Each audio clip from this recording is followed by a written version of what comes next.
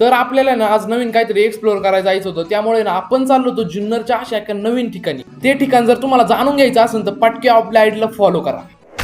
तर त्यासाठी ना सकाळ सकाळी ना आपण पटापट मध्ये आवरून निघालो होतो डायरेक्ट त्या ठिकाणाच्या दिशेने. आणि त्यात लोकांचा आहे ना झोपायचा टाइम आणि आमचा तिकडे फिरायला जायचा टाइम, कारण की आम्ही सकाळी 7 वाजता निघालो. तर फायनली आपण त्या ठिकाणावर पोहोचलो होतो आणि तिथला निसर्ग बघून आपलं असं वाटलं की जुन्नर मध्ये निसर्गाची कमी नाही. तर अजून पुढे पुढे चाललो होतो आणि फायनली आपल्याला ना ती अशी जागा दिसली होती, डायरेक्ट ते समुद्रावानी वाटत होतं सगळं. मग त्याच ठिकाणी ना आम्ही वडापाव आणले होते. ती वडापाव खायला ना तिथे एवढी भारी वाटलं ना तिथं, म्हणजे असं वाटत होतं की आपण समुद्राच्या आहे ना काठावर बसून वडापाव खातोय. त्याच्यात आपल्या सोबत आहे ना आपला भाऊ विनो होता आणि ना त्याचा मित्र पण होता सोहम. त्यात आमचा विनो ना अशा वातावरणात फुल एन्जॉय करीत होता आणि आम्ही सगळ्यांनी ना खूप एन्जॉय केला होता. त्यात विनूला ना सुट्ट्या लागल्यामुळे आपण आलो होतो, नाही तर आपलं यानं पण नसतं झालं. आणि एवढ्या भारी जागे आले फोटो नाही काढले असं कधी होणार आहे का. आणि त्यात आमचा विनू ना चपलांचे फोटो काढत होता.